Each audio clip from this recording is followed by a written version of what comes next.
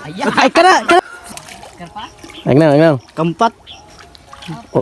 Mastak mga master, magandang araw. Ngayong araw na naman mga master, nakapagdesisyon na naman kami ngayong araw ng mga ngawil. At ang ganda-ganda ng spot, napakalinaw. At ito na, nag-andam na dito si Master Marlo. Naka-andam na yung mga kasamaan ko dito, si Master Tulingan at si Master Gudo rin. Naka-andam na, nakaplastar na. At siyempre, hindi rin ako nagpapalupig. Naka-andam na rin ako dito. Kanya-kanya ng plastar ang mga kamastiran dito. At may mga iba rin nangangawil dito. Marami kaming nadaghan kami ngayon dito sa spot. Ito banda-banda, wala pang mga isda na tumutukob sa aking kawil. Kaya napag-isipan ko na hagisan muna na sila ng mga magic beans. At sa mga puntong ito ay parang may mga kakaibang enerhiya na nagpaparamdam, kaya napaarsa ako dito bigla. At pag siras ako dito ay gumaygahit talaga. At pag himan-himan ay sumambod naman din, ay sabod naman din sa mga sagbot silaw. At bigla rin may dahan-dahan bigla sa pagbundot yung aking kawil, kaya binira ko rin dito. At pag kubra ko dito ay waman yamon sa katong isda ato. Kaya sa mga oras nito ay nakapagdesisyon ako na lilipat na lang ako ng pwesto, kasi arang mauta yung pwesto na ako, wad yung mga klarong isda. Kaya dito banda-banda ay bumabaktas na ako dito, maagi ako dito sa kalsada at patungo ako sa tulay. Iispatan ko balik yung iniispatan ko yung maraming mga isda kong nahuli dito. Hindi na pinadugay-dugay, umabot na ako at inaandam ko yung aking mga kawil. At sa maya-maya ay may lumaagi ng mga agli-dakling. Biglang lumilipay yung aking dagway, baka magandang silyalis ito. Pero sa kasamaang palad ay wala pa rin talaga. Nalalaayan na naman ako, kaya nakapagdesisyon na naman ako na babalhin ako para na ako ditong langaw nga puhog lubot. Sa karin bang angler na palipat-lipat ng pwesto, shout out po sa iyo, pareha po tayo. At sa mga puntong ito ay nagdali-dali talaga ako pagbalik sa aking pwestuhan ganiya. Baka naman ako'y mailugan, wala na labang laing ibang pwesto dito nga masarap pwestuhan. At dito na, pinasuya na ako ni Master Gudo dito na nakahuli na daw siya talaga. At ako pa dito ay zero pa rin. Kaya hindi po ako magpapatalo ay pumwesto na ako agad dito. At ito na naman, sobrang tuwa na naman ang dagway ni Master Marlo dito, kasi nakahuli na naman siya, pinasuya na niya naman ako. At dito banda-banda napalingon na naman ako kay Master Gudo, kasi parang nakahuli talaga siya ng malaki. At pagtingin ko dito ay sa nga Ramandeo Jimelina, Master Tulingan dito ay nakahuli na rin. Nakahuli siya dito ng pantat na hito. Kisi-kisi nagkupo-kupo talaga ang pantat bunguton dito banda-banda. At yung dagway ni Master Tulingan ay lumilipay na. Kaya hindi ko talaga pinasaylo yung pantat, ay tinutuok ko para hindi talaga siya makaliho. Kasamaang palad inabali pala yung fishing rod ni Master Tulingan. At sa mga puntong ito ay para na siyang kahilakon. Dito banda-banda sa mga tanghaling ito ay hindi pa rin talaga ako nakahuli. Nalalaayan na talaga ako dito. Kaya naghugas lang ako ng kamay dito banda-banda, kasi yung baon ko na lang namin yung pahimungtan ko. Sakto yung nadalang mga baon namin sa pananghalian, kasi bring house ito sa pista. Paldo ito pa rin. Mabuti na lang yung mga kasama ko mga master dito, kasi nakadala sila ng bring house sa kanilang ipang pistahan. Ito masarap ito, para itong lipstick na baboy. Dito naman banda-banda paglingon ko ay sobrang lumilipay na naman yung dagway na Master Gudo, kasi nakahuli na naman daw siya. At dito naman si Master Marlo dito, dali-dali siyang pagbili ng Pepsi, kasi natatakot siya yung mga ulam na dito ay mahurot na namin. Dito na nagkagubot na yung mga master dito, nagnirubuhay na kasi mga una. Sa mga puntong ito ay namiminghoy talaga ako, kahit nakakain pa ako ng masarap na pananghalian, kasi wala pa talaga akong huli ng isda kahit isa. Nahulog pa din ang akong sudan nga nilatan, arag hindi malasa. Pero okay ra, ako rang gihoy pa ng mga lapok na namilit, kasi sayang pa rin, malayo pala ito ng pinanggalingan. At sa mga puntong ito ay bigla akong natutukan at nadudunlan, kaya hindi na ako nagpadugay-dugay, umiinom na ako dito ng Pepsi na murag lami ugkok. At bigla akong lumilipay na dito banda, kasi isda na doon siguro net pakarasa ay wamandiya mo. At dito naman banda-banda, kahit kakatapos lang pananghalian ay parang mang snack na naman si Master Gudo, kasi nakahuli siya ng super crunch. At dito banda-banda po parang hindi ako nangawil, parang nag-clearing ako dito, kasi kada arsa ko ay mga sagbot lang yung nahuli. At sa sunod na pagbira ko ay mabuti na lang ay isda na dyan talaga natutuo, pero napakagamay. At sa mga puntong ito ay hindi talaga nakaramdam ng kalipay yung aking dagway, nangangatol na lang yung aking ulo dito bisag way katol. Paglingon ko dito kay Master Gudo, mas lalo lang naiinggit yung aking dagway dito, kasi nakahuli na naman siya dito ng good size sa tilapia. Pero pagkataon-taon ay nanghipos na kami dito, nangliligpit na kami ng mga gamit, kasi uuwi na kami, kasi hapon na talaga, malapit nang mawala yung adlaw. Dito pala yung mga huli na Master Gudo, mga good size. At ito rin yung huli na Master Tulingan, mga pantat na mga good size rin na tilapia. At ito lang din po ng huli ko. Sustawan po, luya po dani. Pakishare lang po ng video mga master, para po makaramdam ng kalipay yung aking dagway. Salamat po.